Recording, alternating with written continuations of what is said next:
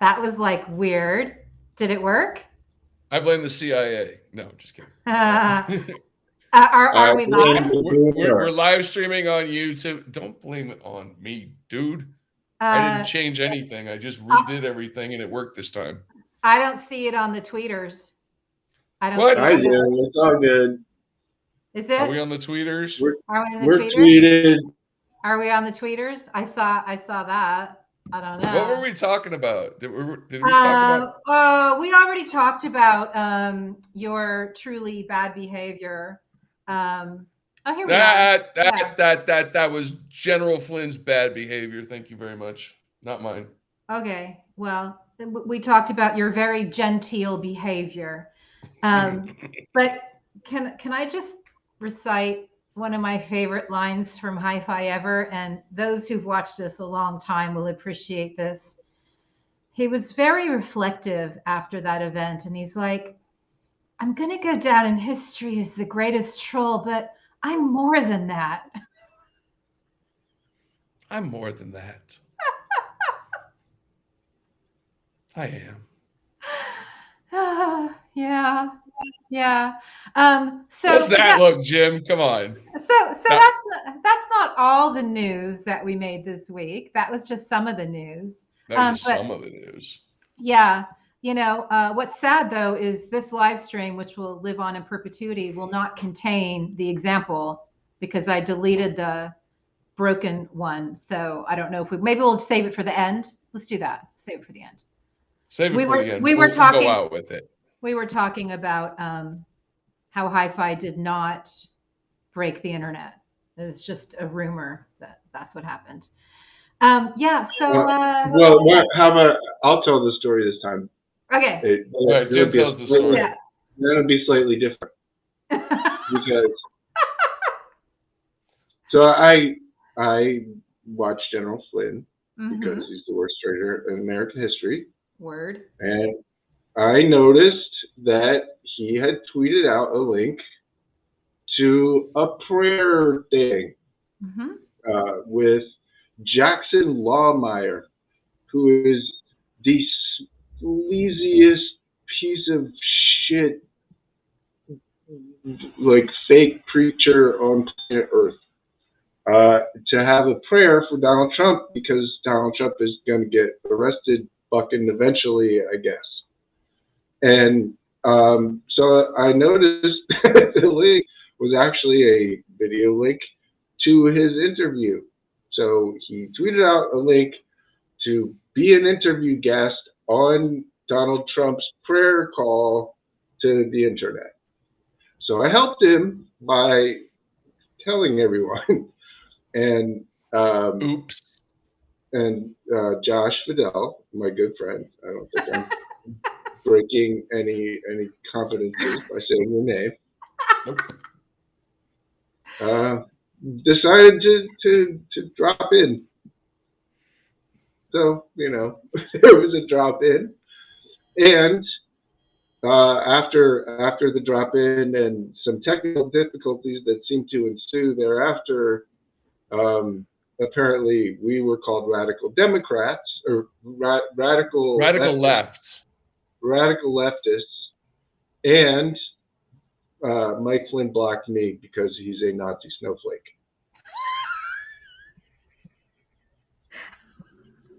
I would just like to show our audience that yes, this all actually freaking happened. Yeah, let's see it. Let's see it. Donald Trump bizarrely claimed he got his phone hacked and have some lotion. A lot of eczema. Yeah, right. And have some lotion. But yeah, he claimed he got his phone hacked, right? But look, man, here's what really happened. I'm just going to play the damn clip again. Yeah, let's play the clip. Greatly at the hands of crazy people. So this was I'm my actually my great in honor the live and play. stream. Thank you very much. Oh for the my great job you've done. God. And Kristen Davis, Thank you, we General appreciate it Flynn, very you much. Very fucking much. idiot.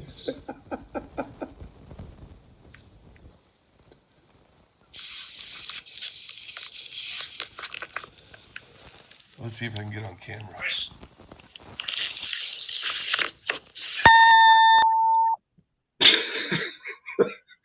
It just gets funnier every time I watch it.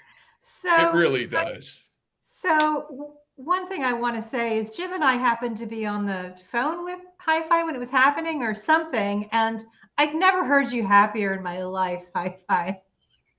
You were My so friends, happy. You were so my happy. friends, that is the lulls right there. That is the dopamine hit you get when a good prank goes right. So Well, be careful though, because they're addictive and they're dangerous. Yeah. I mean, they don't get laid out for you on a silver platter like that often. Not often. Not often. That was amazing. Maybe. So they've also I kept a link to the live stream in my thread, right? Because what they did on their YouTube channel was they edited out all the jacked up Trump stuff and they edited in an interview that they did with them earlier. But I still had the live stream in my thread where I posted that video. And they edited down the live stream to get rid of all the chaos. It was amazing. Like, wow. He just looks so happy. I am. I mean, it's what they do. They erase history and they put it back the way they want it. Yep. Yeah, right. So, Hi-Fi. Luckily, we saved it for them. We saved it for them.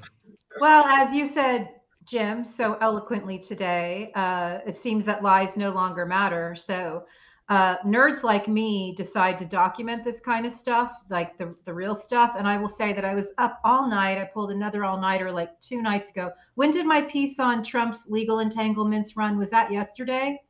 I think that was yesterday. I wrote a piece for Byline Supplement where I documented Trump's legal entanglements. And it was so clear as I was piecing it all together that I was writing about mobland. Let's just call it what it is. That's mobland. That's what I was writing about. And that he's got his toadies like Stone and Bannon and Flynn on various podcasts, reputation washing, doing whatever they're doing when they all, were pardoned fraudulently, in my opinion. But this was just a mob story. But one thing that was really nice is no matter how many psycho Trump social posts there are, yes, I misstated that, the violence that he was asking for with the protest did not occur because, as Jim's been saying for a long time, his base has shrunk. And I call him day old McDonald Trump, and I hope it sticks because I think that, we've been enduring their propaganda for so long and the lies for so long without any repercussions that I think we got to get a little bit better on offense. We've been talking about offense for a long time. So Hi-Fi and I came up with a very clunky word that we hope replaces propaganda until somebody comes up with a better word. Do you want to debut it, Hi-Fi?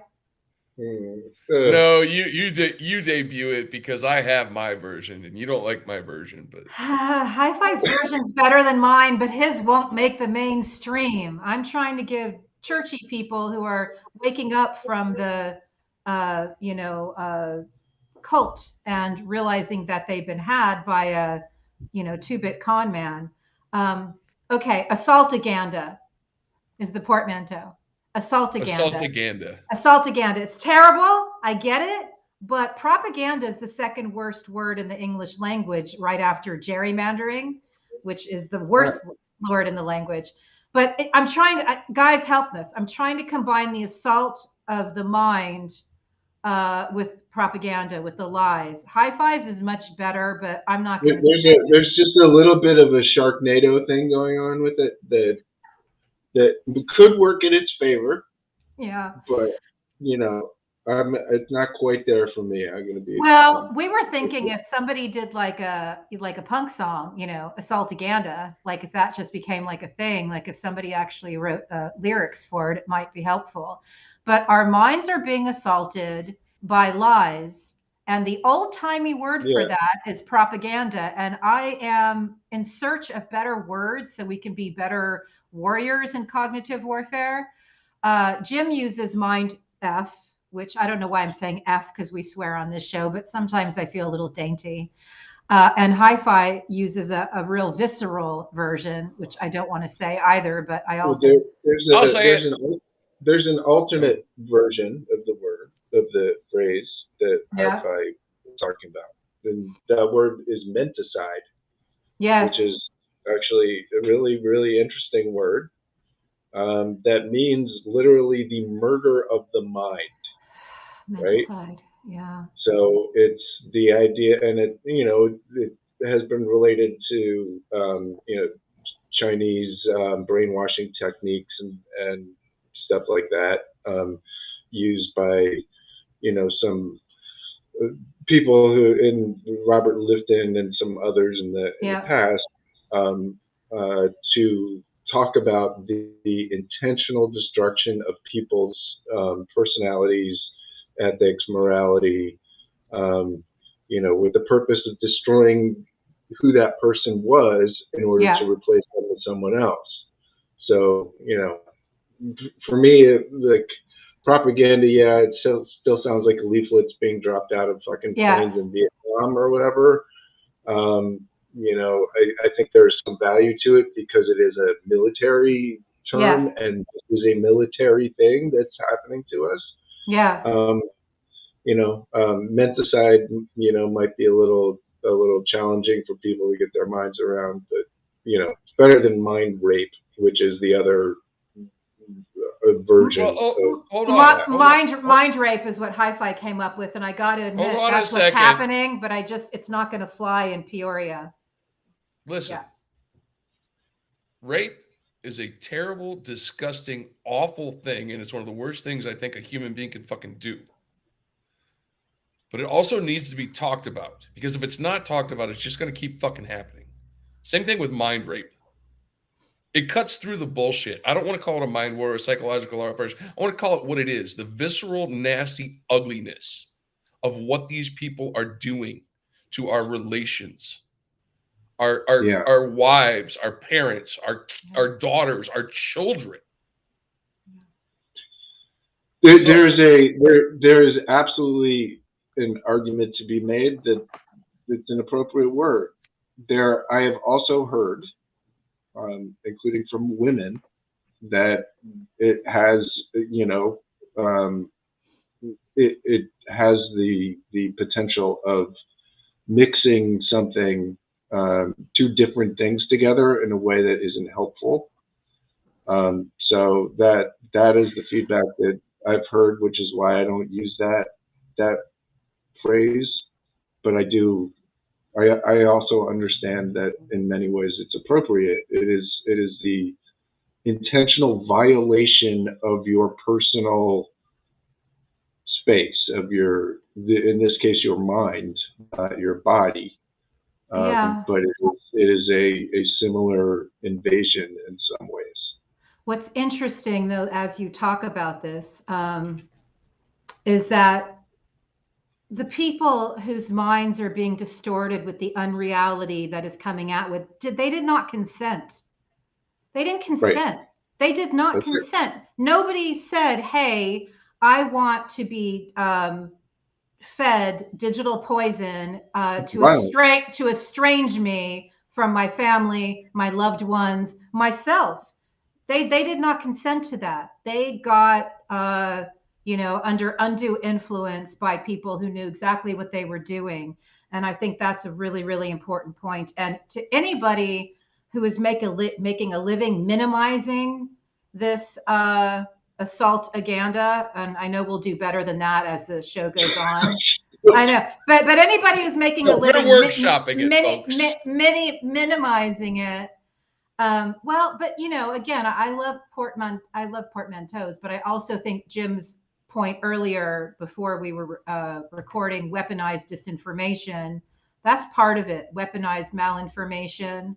I'm going to reread Jason Stanley's propaganda chapter and how fascism works, and I'm going to put some more thought on it. And I'd like to invite our very smart community to help us, because better words are needed. They are in buildings all over the world. There are people with PhDs who create the narrative for the authoritarian right to attack us. And some of that is manifesting right now because somebody is trending right now because she used words that were incredibly ugly and designed to denigrate an entire swath of the population. And as I said to Jim and friends earlier, rather than be outraged by the awfulness that comes from the authoritarian right in the word that I formerly used as propaganda and agitprop, where you need to be outraged is that there are 426 anti-gay bills, attacks on the LGBTQ plus community in nearly all 50 states making their way through our state houses right now. So rather than be distracted by chaos agents who use ugly words to mess with your brains without your consent, go to your state houses and defend a community that is under assault, because if we don't stop that assault, they will come for everybody. So I'm just saying, like, use your energy and direct it where it can be most useful, and not being outraged on Twitter by people whose job it is to create distractions. Thank you for coming to my TED Talk. That doesn't usually happen. I dog it. It was a thumbs up. Would listen again. Look, what this stuff is violent, right?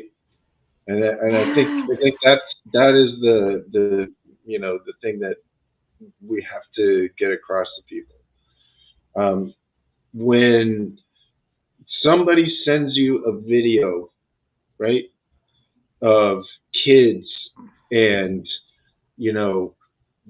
devils and Hillary Clinton and all the god awful fucking shit that gets passed around, and somebody is exposed to that, right, under the pretense that it's something real, that's violent. It is a violent attack on that person's mind, and it's intentional. So yes, it isn't physically violent in that moment, but it's designed to create physical violence by doing violence to people's minds. That is the whole point of this, of all of this shit. Yeah. And what he said about minimizing it is really important. For example, there are people who like to say, QAnon is a conspiracy theory. No, it is not. Yeah. QAnon is a group of people who have been attacked, who have had violence done to them. That is why they believe that crazy shit. Not because of some fucking conspiracy theory that you want to promote. It's because somebody did intentional violence to their mind. Pay fucking attention to the people who have been hurt.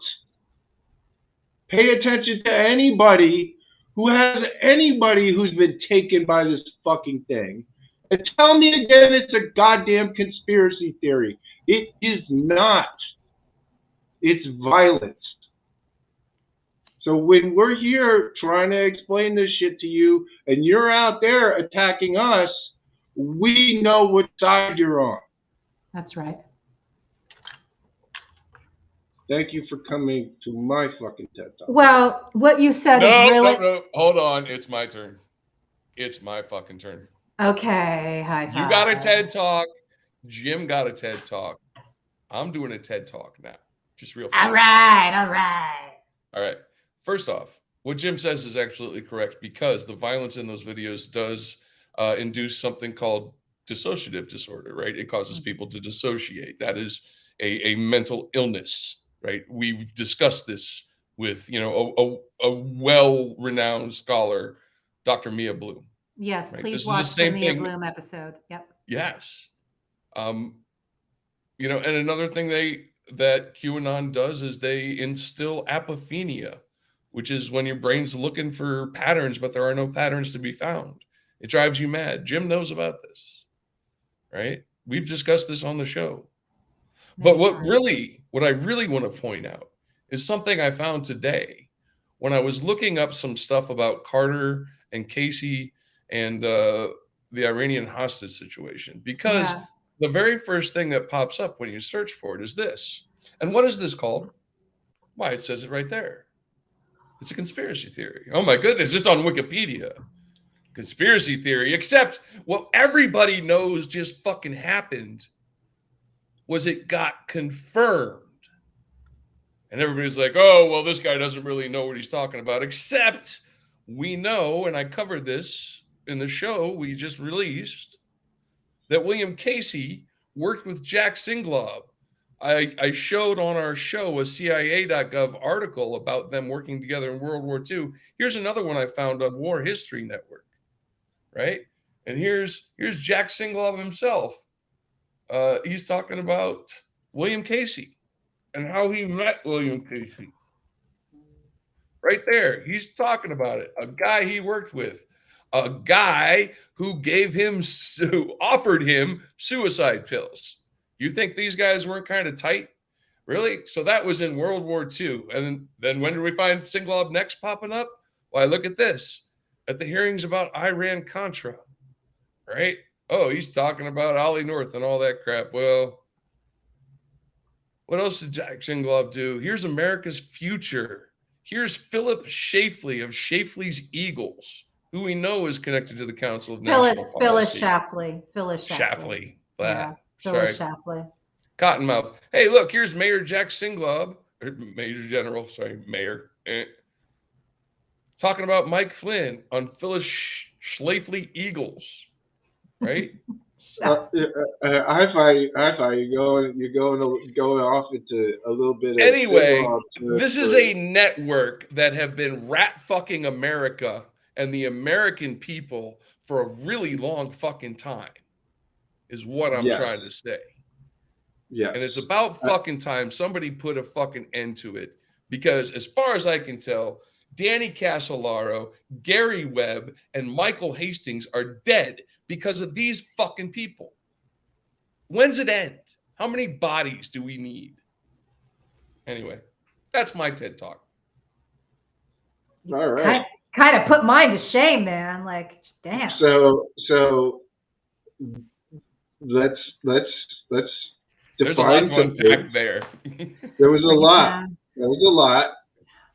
Jack Singlaub is a whole thing. He was part of the OSS and started the fucking CIA and started that organization, America's Future, when? In 1946, because he didn't like the way that World War II went. I'm dead serious. I know you By are. the way, he skipped a bunch of stuff in the 60s and 70s when he was being an anti-communist, which was really, their version of the Nazis back. Well, he also fought in Vietnam and Laos. Yeah. He's been a rat fucker forever. Yes. Right?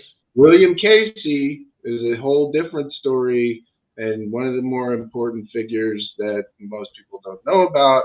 He was Reagan's CIA director, and right before that, he conducted the October surprise that prevented the hostages from being released until Ronald Reagan was inaugurated. By the way, literally a split screen while Reagan was being inaugurated and the hostages being released, because they did a fucking deal to release the hostages after Reagan became president. I was 11 years old and I figured it out at the time. I was like, wait, why are they being released today on his inauguration? Right. Shot. It was obvious at the time. And yes, there was a conspiracy theory about it because there was a fucking conspiracy. And guess who did it? William Casey, who became Reagan's CIA director. William Casey is also a Knight of Malta. William Casey also started the Manhattan Institute, which has been conducting anti-American bigoted psyops against American citizens since the late 1970s. We got welfare queens, we got the bell curve, we got broken windows, we got groomers, we got CRT, we got fucking, almost all the psyops you could think of that confuse the shit out of racist white people intentionally. That came from William Casey's shop.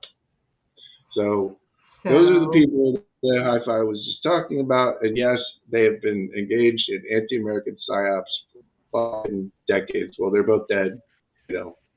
Well, by the way, was hanging out with Charles Flynn in October 2020 because I have a picture.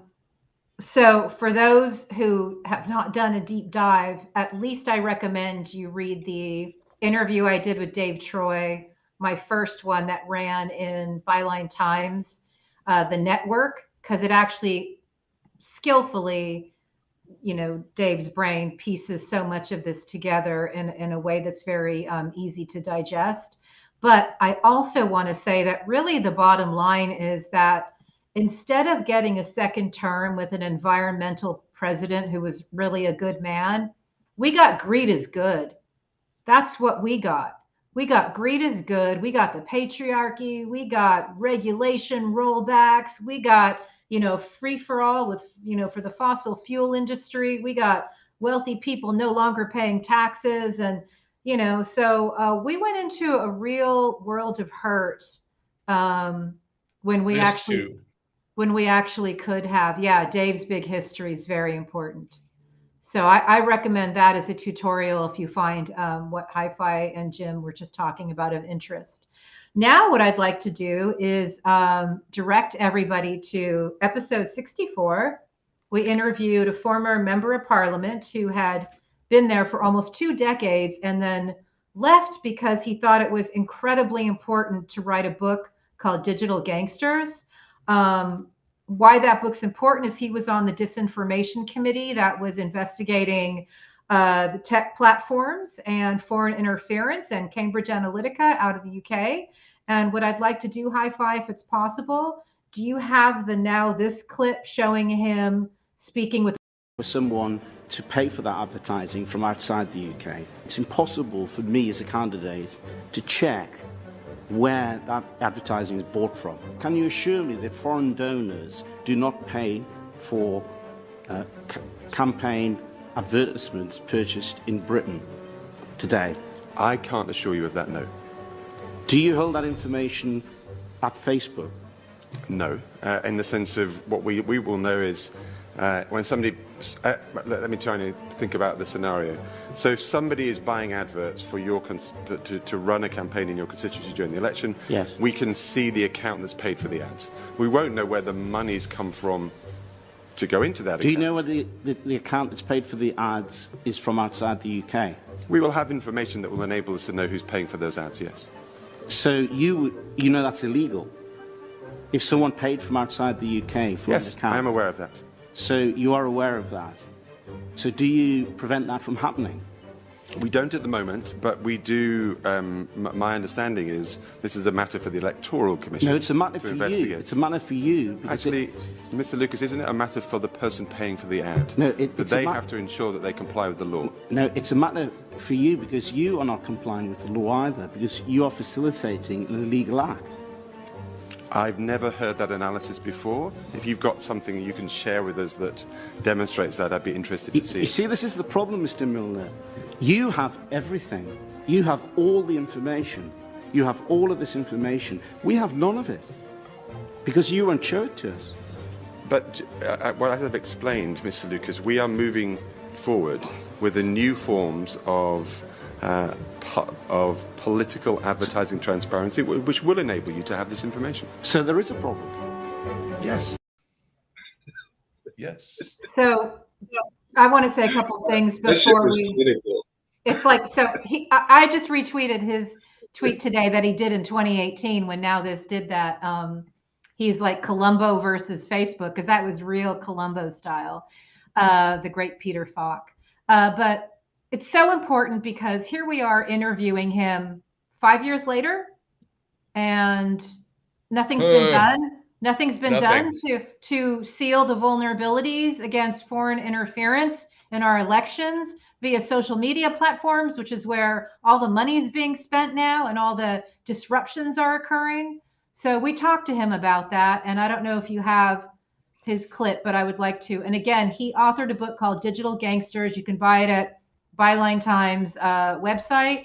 And I recommend it. It's incredible. And he wrote the book really for himself because as an MP for all those years, things changed. He saw what was leading up to Brexit, and he was caught off guard on just how the world had changed. And here's what he told RadPod if we have that clip, Hi-Fi. That discussion that you showed took place 4 years ago.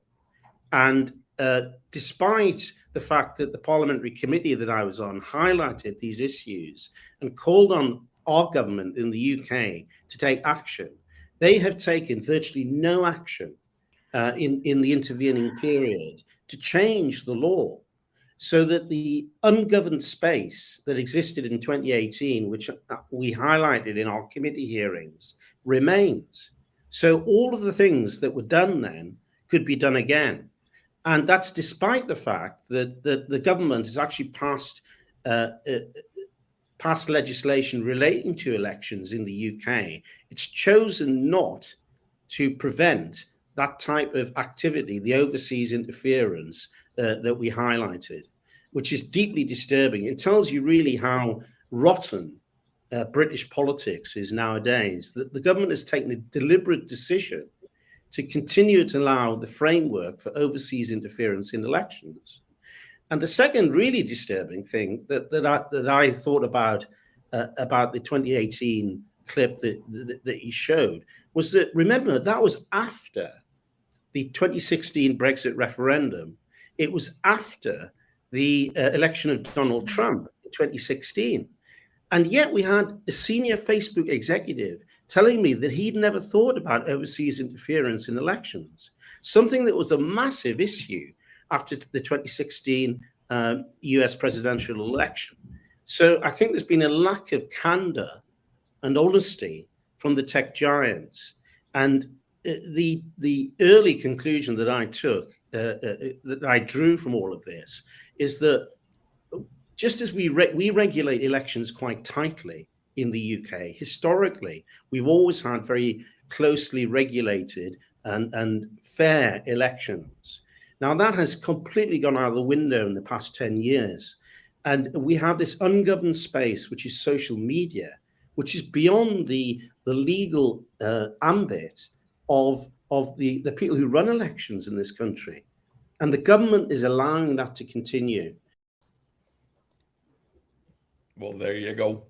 So that's Ian Lucas. The book is called Digital Gangsters, the inside story of how greed, lies, and technology broke democracy. You can watch the full interview at RadPod's YouTube channel, episode 64. But how important is that? Like, well, look, that guy is metal. That guy took his career and said, fuck you, career. What I would rather do is something more effective with what I know. And I'm going to go write books and talk to crazy podcasts and do whatever I can as a human being to point this shit out. And we need a hell of a lot more people like that who can put two and two together, see what's in fucking front of them, and try and do something about it. We tried to do it from the inside and got assholes like that. And so now he's trying to do it a different way. But the point is he's trying, and, you know, Fuck yeah, Ian Lucas. Yeah. And what's so crazy to our viewers, they should know this. He thanked us. He thanked our little podcast for hosting him. And why that's crazy is that there's a lot of money out there, corporate media, billionaire media. There's like a lot of producers and bookers that could put him on, but they're just not.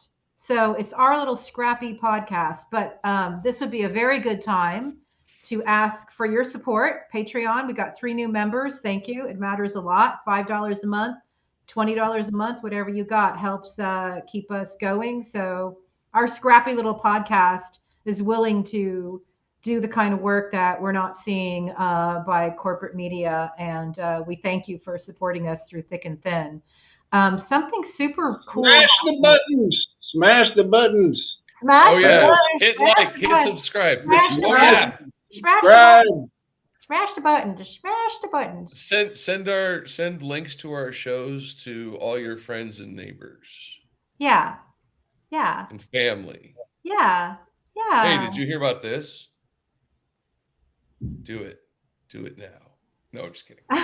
So I don't know what that's about. I don't know what. Or we could be like a Peter Thiel moment or something, or I don't know. You know what it is? Hi-Fi is smoking wizard snot again. I can tell. I know exactly what he's on.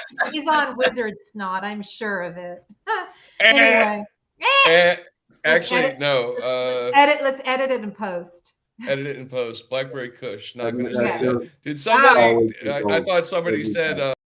Oh, hi. Thanks for checking in. I'm still a piece of garbage. Because we do have one of those, don't we? Can we make it brief? We do, but No. Let's make it's it a- brief. It's dark. Let's make It's it brief. dark. Let's make No. it brief. Well, I don't know why we had to make it so brief. So here's what happened. Peter Thiel's boyfriend, I mean, that's like his kept man, not his husband, because I think he has one of those too. Mhm. This I is thought he another did. guy that he was paying for, and is being investigated as a suicide. And you know, who knows? But I don't know. Is one of these guys that bad things seem to happen to people who don't like him after a Yeah. while. Well, After a I'm while. very. I want to say, because I looked up Jeff Thomas, who is the gentleman whose death they're investigating, and I just want to say to his family, I'm so incredibly sorry for your loss, or his loved ones, because all of his friends really, really loved him, and really are. He seemed like a nice guy. What's Yeah. that? Seemed Yeah. like a nice guy. Yeah, He really He did. really did. You don't. The thing is, you don't want to. You can't be casual with Peter Thiel. Yeah. Well, it Can- sounds to me. Ooh, can I go down my rabbit hole on this real fast? No, I don't No, think so. really, About no. the Daily Mail stories and how No, they're no, contradicted. no, All right, no. fine. Save it for the show because it takes too long to set it up, I think. Yeah. I mean, look, if you want to get into Peter Thiel, listen. That's a whole thing. Is the closest approximation to the Antichrist that actually walks the earth. He literally has set up a whole thing, an industry around him to profit from suffering, pain, and death. That is what he has done. And he not only has set it up, he actively tries to make the pain, suffering, and death happen to make the more profit for his companies like Palantir and all these other fucking, surveillance companies and things that benefit from lots and lots of crime and death and war. So would he, arrange for something terrible to happen to somebody who isn't playing ball? You goddamn right bet. Ask Hulk Hogan. well, all I want to say is that Jeff Thomas, according to the words that I read of his, really was horrified by Peter Thiel's politics and challenged him on it all the time and ultimately left him. And it's very important to note that the lifestyle that Jeff Thomas said that Peter Thiel had is exactly what he's paying ops to make sure other people do not enjoy in America. So if you look at JD Vance's platform, you can see why Jeff Thomas had his misgivings. And I think that's enough of that, because it's very sad. And I hope that there is an investigation. I believe it happened, the death happened in Florida, and our friend Gal Suburban is not confident that there will be a thorough investigation. Yes.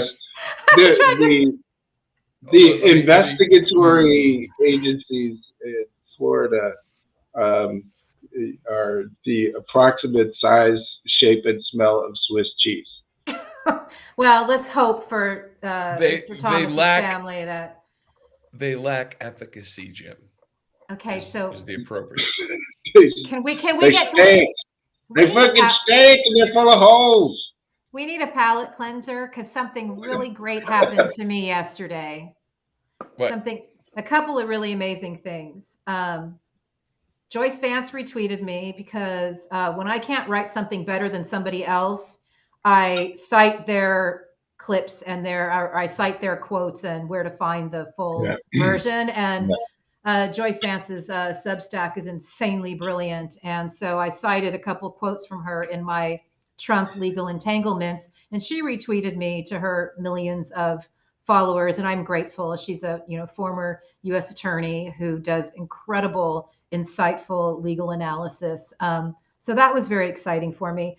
But what happened also, Sergeant Gunnell, who was one of the Capitol Police, followed me yesterday, and I'm very grateful for that, because I have interacted with other officers who were there on January 6th, but not him. But this is the thing I'm most excited about.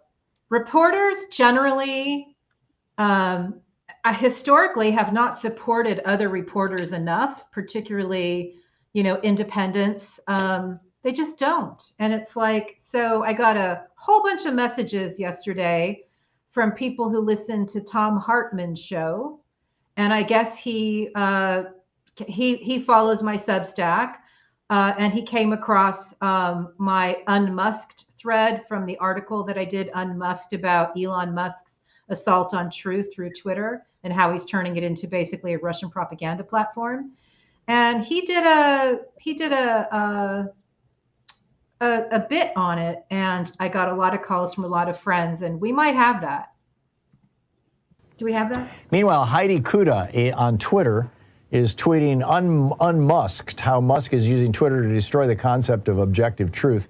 I'd like to put this in a slightly larger frame, although she points out that Canadian academic Michael McKay, when she writes, when Elon Musk tweeted his support for returning Crimea to Russia, Russia analyst Fiona Hill accused him of actively transmitting a message on behalf of Putin.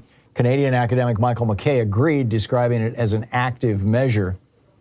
And, but this is how autocrats and oligarchs abuse their power, and how they frankly maintain their power is by seizing control of the media. And let's not forget, social media is part of the media. And our two largest pieces of social media right now, Facebook and Twitter, are controlled by right-wing business autocrats. And, the third largest one, TikTok, is controlled by the Chinese government. I mean, autocracy on steroids. In her Twitter thread, she talks about how in 2018, Hungarian Prime Minister Viktor Orban encouraged owners of hundreds of Hungarian media properties to donate them to a government-allied foundation, the Central European Press and Media Foundation, which began absorbing all these cable channels and all these news organizations. And now basically, there's one media in Hungary, and it's all the Hungarian version of Fox News, and it's all owned by Orban's buddies. And who are they going after? Well, she writes in her Twitter thread, she says, among the targeted groups were the LGBTQ plus community, women, journalists, academia, and asylum seekers. And she said, Twitter is now at risk of a death by 1,000 cuts, except that the threat comes from inside rather than outside McKay says nihilists want the opposite of civil society. They want us to be angry, atomized, zombified, and lonely individuals crying out in a cacophony of noise. It's kind of a dystopian perspective, but, you know, we're in some ways living in rather dystopian times, particularly when you think of the media landscape in America.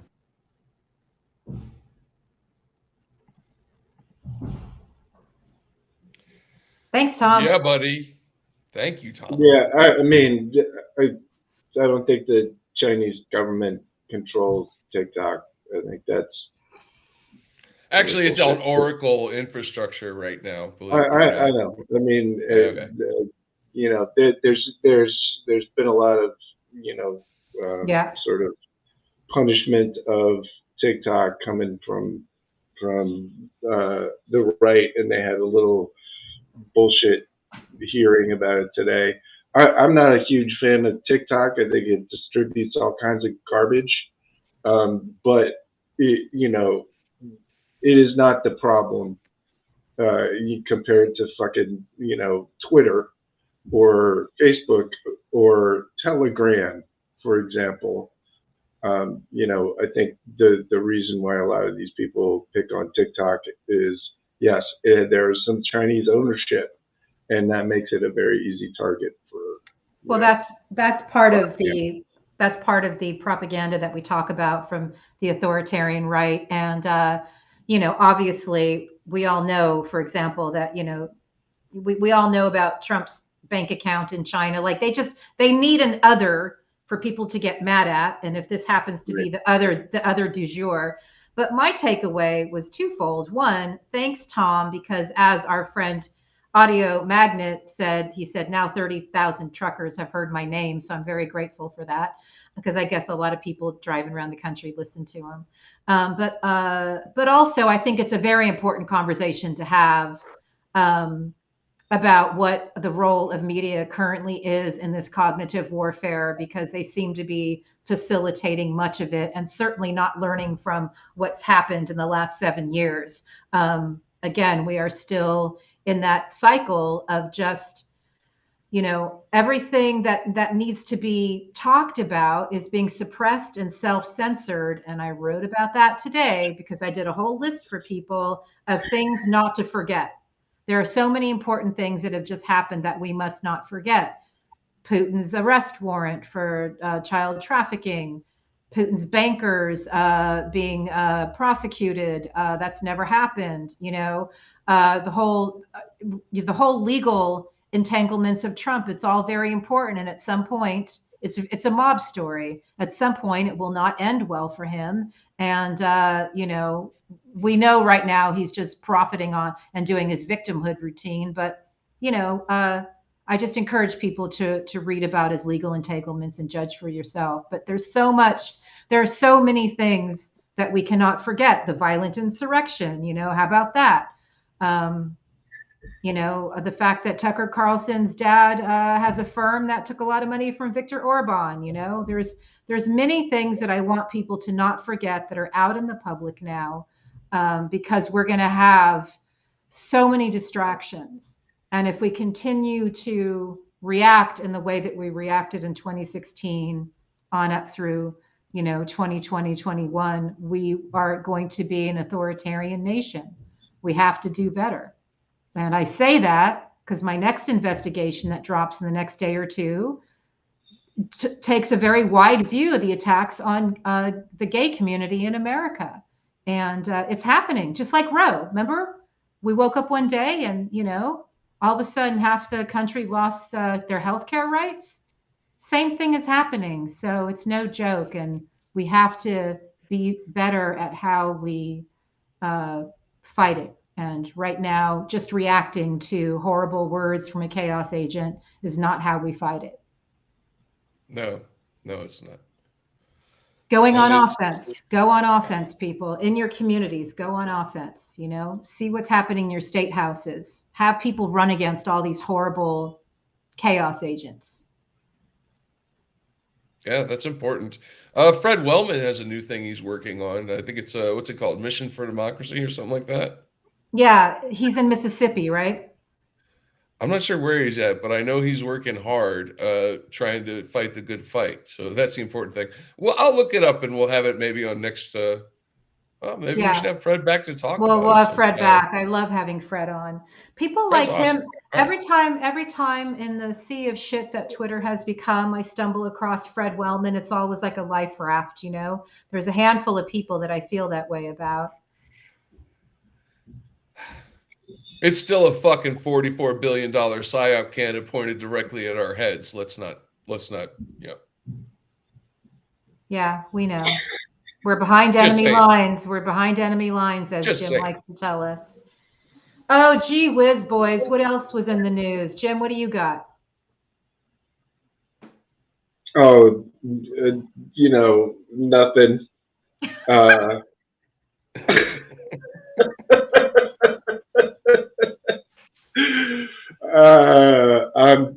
I've been doing my normal thing, basically, you know, trying to inject some fucking truth when this stuff constantly is coming up on Twitter, and it, you know, it's just full of nonsense. So I try and, you know, jack the trends and figure out how to get myself on the leaderboard up there, so that you know, when people click on the trend for whatever fucking fascist it is that's, you know, trending, at least they have a chance to, you know, see somebody with a different perspective. Let's put it that way. It's bad. The trending. I mean, you can really see what's happening with what's trending. It's.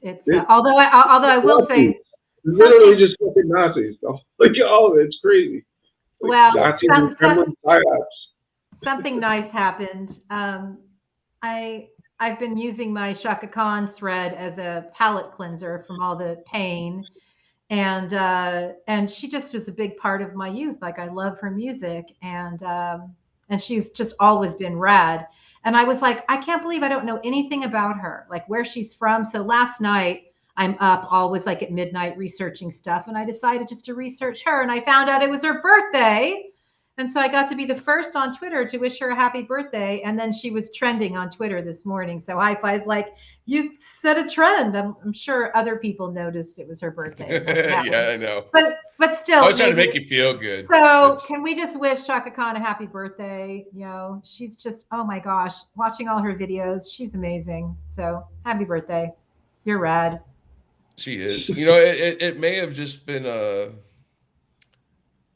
I don't know, maybe it's the era I grew up in, but every time I hear her name, my mind just instantly goes, ooh, let me rock you, Shaka Khan. Let me rock you. That's all I want to do. Yeah. Well, yeah. About that. I was wondering if Ike Turner maybe taught her how to dance, because for a while she was working with him and he really wanted her to be an Ikette. And she's like, nah, man, I got Rufus over here. So she wanted to do her own thing.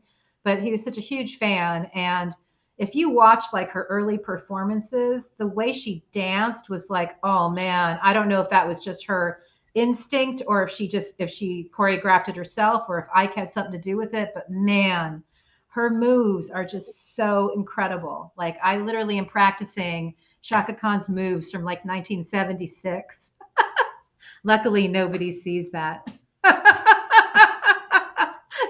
Nobody wants to see that. You know, I don't even want to see it, but it's fun. Sometimes you got to do it though. You got to dance. Yeah. Oh yeah. You got to dance. You got to dance. You got to dance. Yeah, that's for sure. All right, so I think we're down to the blowing smoke up each other's arses right now. Is there anything else? I was just thinking.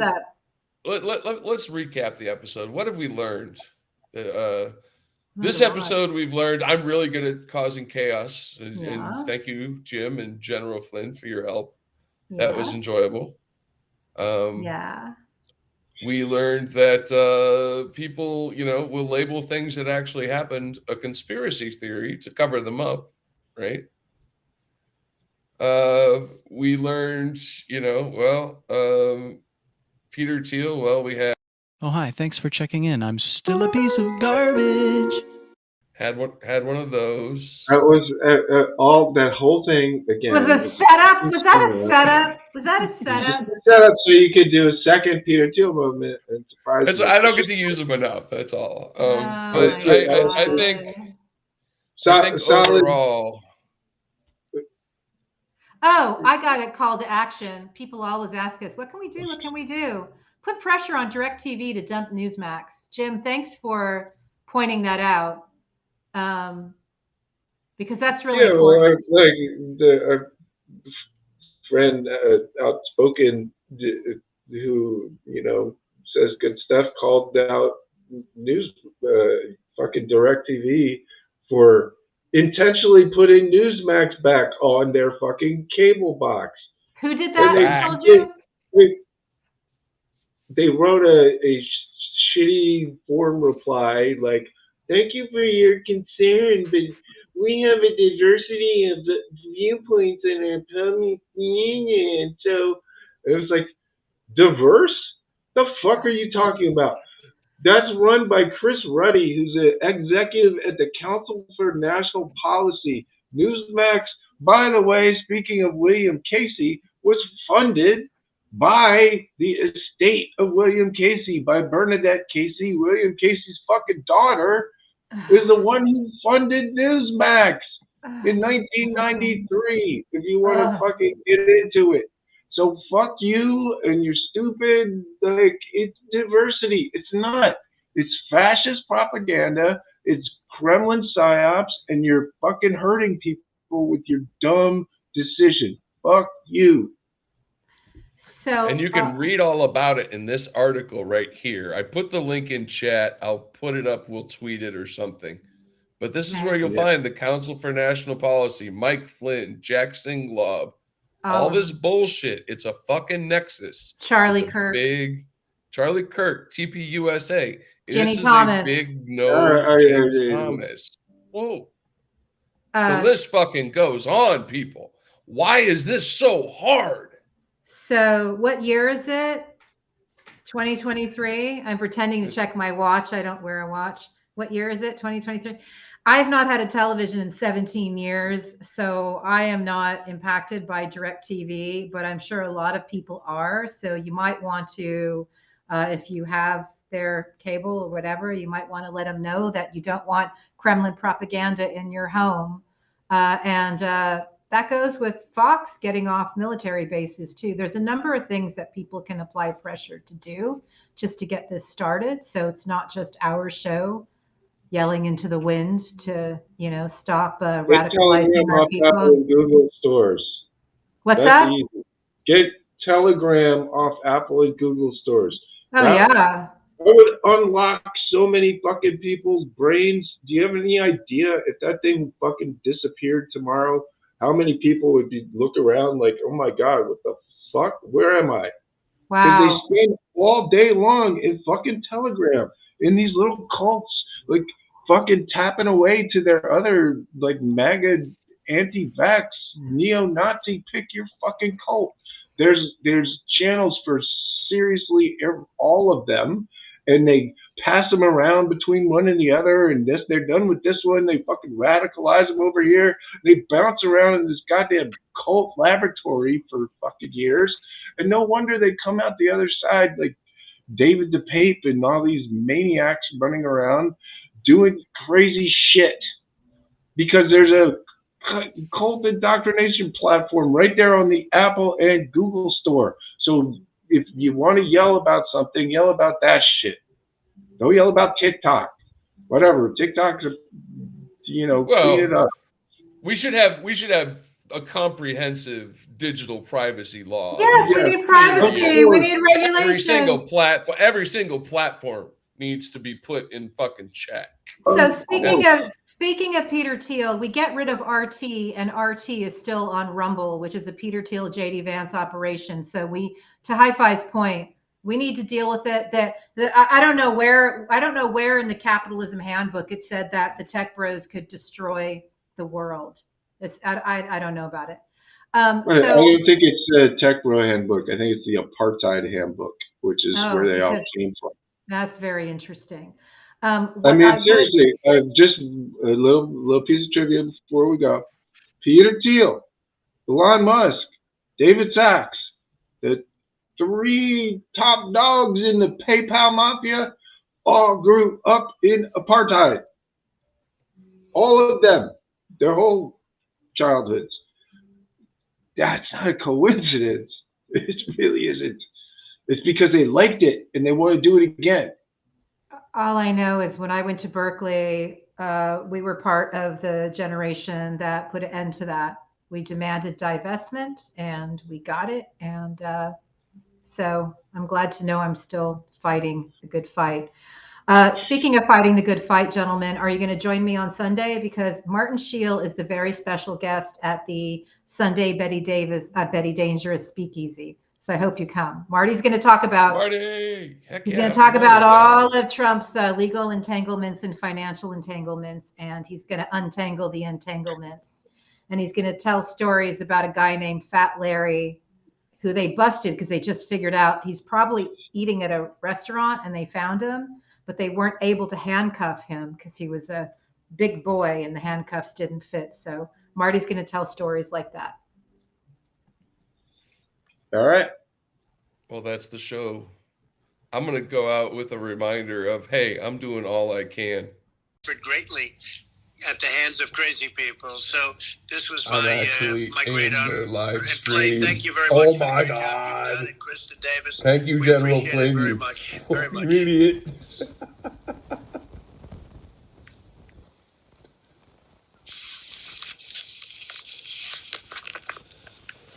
Let's see if I can get on camera.